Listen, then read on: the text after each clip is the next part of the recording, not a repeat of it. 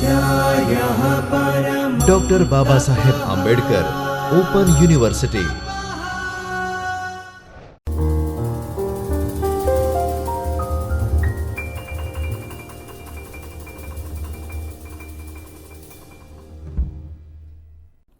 નમસ્કાર. Doctor Baba Saheb Ambedkar open યુનિવર્સિટીના ચૈતન્ય સ્ટુડિયોમાંથી હું હેતલ જોશી આપનું સ્વાગત કરું છું. મિત્રો, આજે આપણે પેપર MGT1 ગ્રંથકારનો અભ્યાસ ઉમાશંકર જોશી, જેનો બ્લોક 3 અને એકમ 2 સાપના ભારા એકાંકી સંગ્રહ ભાગ 6, જેમાં કડલા એકાંકીનો અભ્યાસ કરીશું, જેના પાત્રો આ મુજબ છે. હેતી, જે ઠાકરડી બાઈ છે. દલુચંદ શેઠ, સક્રી શેઠની બીજી વારની પત્ની. સુખદેવ ગામનો એક બ્રાહ્મણ. પખો સોની, હરખો સોનીનો દીકરો. અને સૂચિત પાત્ર છે રૂપો ખાંટ, હેતીનો પતિ. સમય છે ઉનાળાની એક સવારનો. ગામડામાં એક વાણિયાના ઘરની ખડકી અને દુકાન છે. આ પહેલા દ્રશ્યમાં દલુચંદ શેઠના ગૃહજીવન, દાંપત્ય જીવનની ઝાંખી થાય છે. દલુચંદ શેઠ પાસે ધન દોલત તો છે, પણ તે ઉદાર નથી. તેની પહેલી પત્ની ઘરકામના બોજ નીચે તબિયત લથડતા ગુજરી ગઈ છે. ત્યારબાદ વંશ આગળ વધારવા પોતાનાથી અડધી ઉંમરની સક્રી સાથે શેઠ લગ્ન કરે છે, છતાં પારણું બંધાતું નથી. ઘરે કોઈ સંતાન નથી, તો પણ શેઠની ધન લોલુપતા ઓછી થતી નથી. બીજી પત્ની સક્રીને મદદ કરવા માટે ગુમાસ્તો રાખવા જેટલો પણ ખર્ચ કરવા તૈયાર નથી. તેમણે ગામમાં અનેક લોકોની માલ મિલકત અને દાગીના પોતાને નામે કરી લીધા છે. આ દલુચંદ શેઠને ત્યાં 3 પેઢીથી રૂપા ખાંટનું ખાતું ચાલ્યું આવે છે. રૂપા ખાંટ અને તેની પત્ની હેતી ખેતરમાં પકવેલું બધું જ ધન દલુચંદ શેઠને ત્યાં ઠાલવે છે. આ વર્ષે હિમ અને ગેરુને લીધે ઘઉંનો પાક નિષ્ફળ ગયો છે.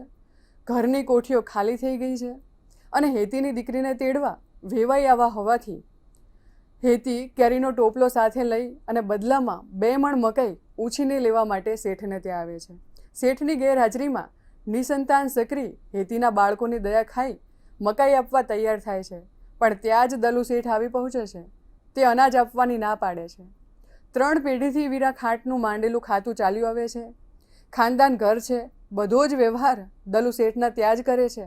છતાં આજે મહેમાન આવ્યા છે અને ઘરમાં ખાવા ધાન નથી, ત્યાં આબરૂ સાચવવા જેટલું ધાન આપવાની પણ શેઠ ના પાડે છે. હેતી કહે છે, હું ધાનવાના જઈશ તો બધાનો જીવ કપાઈ જશે. સક્રી ભાભી, ઉઠો, મારા સમ છે તમને. તે ખોળો પાથરે છે, કરગરે છે. આ મારા છોકરા છે, તે તમારા ગણજો. પારકા છોકરાની આતરડી ઠારશો તો ભગવાન તમને અને દાન કરતા હતા એમ જાણી લાજ રાખો. દલુચંદ કહે છે, એક દિવસમાં છોકરા મરી નહીં જાય. હેતીએ સાંભળ્યું ને સાંભળ્યું કરી અને સક્રીને તે પગે પડે છે. ઉઠો, તમને માતાજીના સમ છે. પગને સ્પર્શતા જ સક્રી મૂંઝાઈને પાછે પગલે ખસી જાય છે.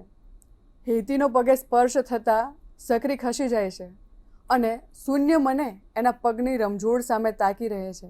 એ વખતે સક્રી પણ અચાનક જ હેતીબાઈના પગ તરફ જોવા પ્રેરાય છે. તેની બારીક નજરે કડલા પડે છે. સક્રીથી બોલી જવાય છે. ત્યારે હેતી ભાભી કડલા ગીરવે મૂકી અને મકાઈ લઈ જાઓ. સુખદેવ બોલે છે, વાહરે, તમને કાંઈ પ્રભુના ઘરનો? ત્યારે દલુચંદ પળ સાચવી લેતા બોલે છે, તે કાંઈ હેતીબાઈની નવાઈ છે?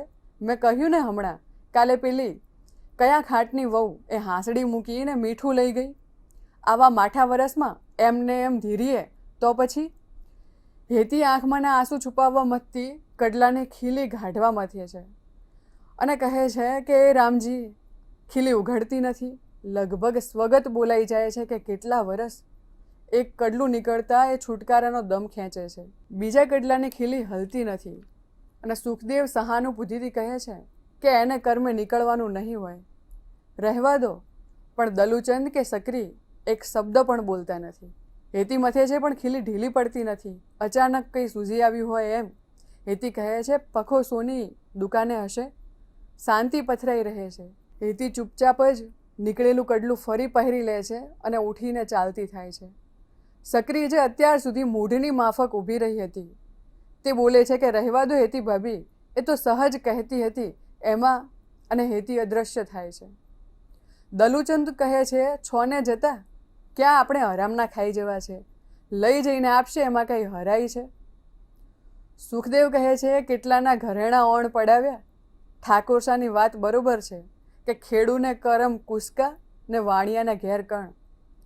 સક્રી સુખદેવને છણકો કરીને કહે છે, તમે જાઓ ને અહીંથી, થાકતાય નથી.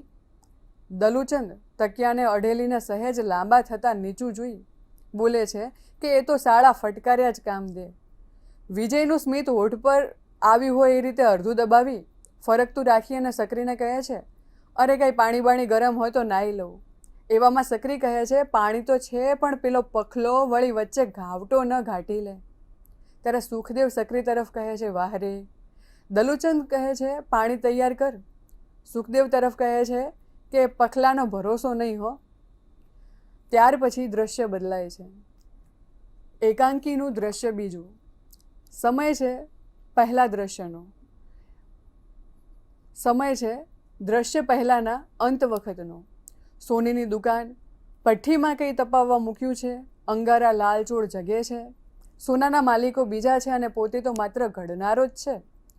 એવા પ્રત્યેક સોનીના મનમાં સહજ વસતા અસંતોષનો રોષ ભઠ્ઠીના તાપથી સંકુડાતી પખા સોનીની ભ્રમરો પર ફરકે છે. ભીંતે ઓજારો લટકે છે. હેતીબાઈ પ્રવેશે છે. એ વખતે એ એરણ ઉપર કંઈક ટીપતો હોય છે. સોની કહે છે, આવો.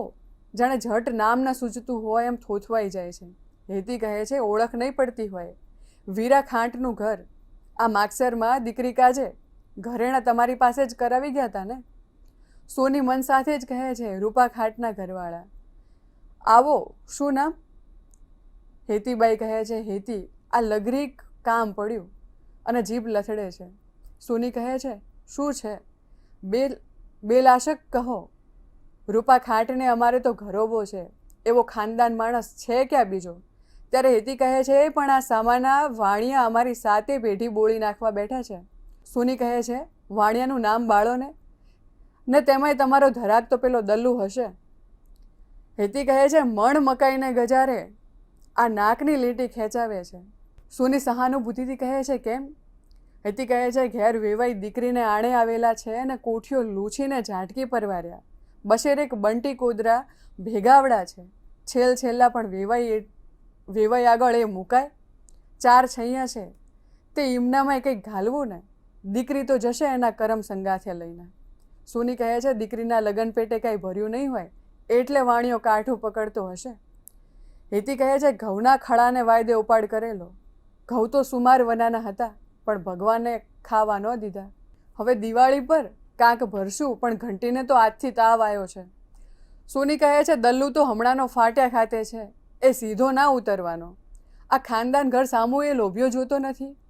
આખા ગામમાંથી જેટલા નિવારસી મરી ગયા એ બધાના મોટા મોટા આંકડા કાઢી ઘરને જમીન એણે કબજે કર્યા છે. પણ પરમેશ્વરે એને માથાનો મળ્યો. આ સક્રિય આવી ને એને વાંજ્યા મેણું લાગ્યું તે લાગ્યું. હેતી જવાબ આપે છે, અરે ભાઈ, શેઠ તો દુનિયામાં બધે એવા કાંઠા જીવના હોય પણ બાઈ માણસ તે મને કહે કડલા કાઢીને આલી જાઓ તો મકાઈ દઈએ. પોતાને તો પગમાં રમઝોડ રૂમઝૂમ કરે છે. સોની હેતીના પગ તરફ નજર કરતો ઉતાવળે કહે છે, તે તમે કાઢી આપ્યા? હેતી કહે છે, ના, તે અહીં સીધાવત. આ એકની ખીલી નીકળતી નથી. કાઢી આપો એટલે એને ડાચે વાળું. ઝટ ઘર ભેગી થાવ, કાંઈ ધાન આપે તો. સોની ચોકીને કહે છે, માર્યા જશો. ફરી કડલા દેખાવા નહીં મળે ને આની ખરી કિંમત હશે તેની અડધી ખાતે નહીં માંડે. તમને બાઈ માણસને એમાં સૂઝ ન પડે. રૂપા ખાટને મોકલજો. અસહ્ય દુઃખથી હેતી જવાબ આપે છે, પણ હું વગર ધાને ઘેર જાઉં ને એ પાછા આવે ને લાવે એટલામાં તો વેવાઈ આગળ નાક કપાઈ જાય. ક્ષોભથી કહે છે કે તમારે કાઢી આપો.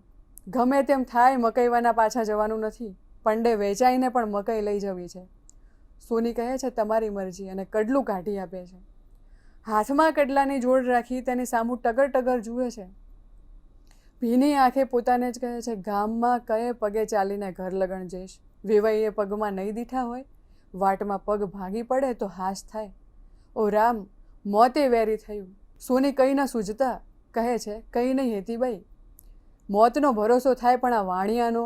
હેતી વચ્ચેથી જ બોલે છે, આ તો ઉઠીને પગમાં કલના કાબી ન હોય તો બલૈયાની ખોળે ઉતરાવી લે અને મથીને હેતી આંસુઓ સારે છે. પખો હેતીને સાવચેત કરે છે કે લોભી શેઠ તેના ખાતામાં પૂરતી રકમ જમા નહીં કરે, એટલે રૂપા ખાંટને મોકલાવો. પરંતુ હેતી માટે અત્યારે આબરૂનો પ્રશ્ન છે. તે વેવાઈને શું ખવડાવશે અને કડલા ગીરવે મૂકવાનો વેવાઈને ખ્યાલ આવશે તો પોતે કેવી દેખાશે? આ વિરોધી તણાવ વચ્ચે તેની પાસે કડલા કાઢવા સિવાય રસ્તો બચતો નથી. સોની સલામતી માટે કડલાનો તોલ કરે છે. એવામાં શેઠ આવી પહોંચે છે અને કડલા હાથ કરી લે છે અને હેતીને મકાઈ લઈ જવા કહે છે. કડલા વીણા જાણે હેતીના પગ વઢાઈ ગયા હોય એવા ભાવ સાથે હેતી દુકાનની બહાર આવે છે. તે દૂર ગઈ હોય એમ માની શેઠ સોનીને વજન ઓછું કહ્યું હોત તો અડધો નફો તને આપત એમ કહી ઠપકો આપે છે. ત્યારે પખો સોની શેઠને વળતો જવાબ આપતા કહે છે કે આવા ગરીબ ગુરબાની આંતરડી કકળાવીને ફાયદા ખાટતા રહો. લથડિયા ખાતી હેતી ખડકી વટાવતા જ ચીસ પાડીને ત્યાં જ પડી જાય છે. હેતી કદાચ મરી પણ જાય એવું માની અને કાયદાનું ખર્ચ કડલામાંથી નીકળી જશે એમ શેઠ વિચારે છે.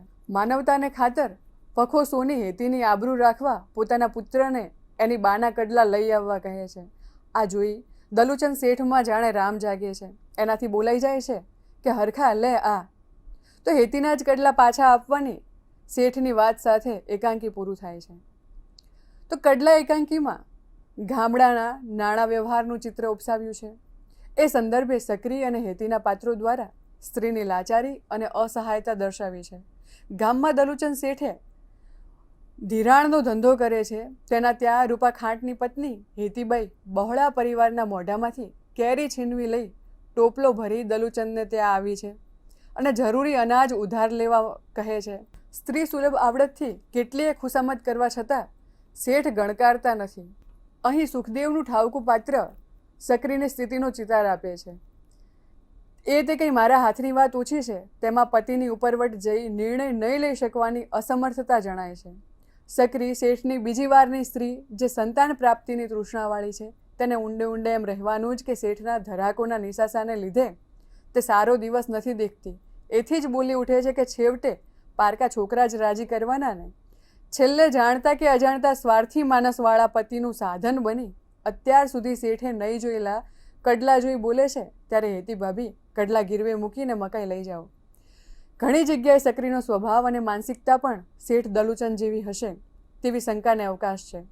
જ્યારે એક કડલાની ખીલી ન નીકળતા રહેવા દો હેતી ભાભી એમ કહે છે, પરંતુ તરત જ પતિને હેતીની પાછળ મોકલી પેલો પખલો વળી વચ્ચે ઘાવટો ન ગાઢી લે એમ કહે છે. એમાં એની પણ શોષણગીરીની માનસિકતા આપણને દેખાય છે. તો કે અભણ સ્ત્રીના પાત્ર દ્વારા તેના ઘરેણાનું સાચું મૂલ્ય શું છે તે જાણવા કરતાં ઘરની આબરૂ બચે એ વધુ જરૂરી છે. અહીં ભારતીય સ્ત્રીઓની પોતાના કુટુંબના સુખ માટે કંઈ પણ કરી છૂટવાની ભાવનાને વાચા મળે છે. છેલ્લે જે હેતી 87 ભારના કડલા અને કેરીનો ટોપલો લઈ હળવાશથી ચાલતી તે હેતી સૌભાગ્યની નિશાની રૂપ કડલાના જવાથી કોઈએ પગ વાઢી નાખ્યા હોય એવા ભાવ સાથે ખડકી આગળ જ ફસડાઈ પડે છે. આમ હેતીને કૌટુંબિક જવાબદારીના ભાર કરતાં અસમર્થતા અને લાચારીનો ભાર વધુ લાગતો દર્શાવ્યો છે. આ એકાંકીમાં ધિરાણનો ધંધો કરનાર દલુચંદ વાણીઓ કેવી રીતે ગામના લોકોનું શોષણ કરી જર જમીન છીનવે છે તેનું નાટકીય નિરૂપણ છે. દલુચંદ શેઠને સંતાન નથી છતાં પણ ધન લોભી અને કંજુસાઈ ભર્યા વર્તનથી શોષણ કરી ગામમાં એણે કછાપ પાડી છે અને તેની પત્ની સક્રી સાથે તેનો સાથ આપે છે. અહીં કડલાના પ્રતીકનો કલાત્મક વિનિયોગ કરી એકાંકીકારે દલુચંદને ટાઢા ચાબખા સામે પોતાનું સ્વમાન રક્ષવા મથતી હેતીનું પાત્ર લાજવાબ રીતે અભિનયક્ષમ બનાવ્યું છે. મિત્રો, આજે આપણે ઉમાશંકર જોશીના કડલા એકાંકીનો અભ્યાસ કર્યો. બાકીના એકાંકીઓનો અભ્યાસ પછીના વ્યાખ્યાનમાં કરીશું. આભાર. स्वाध्यायः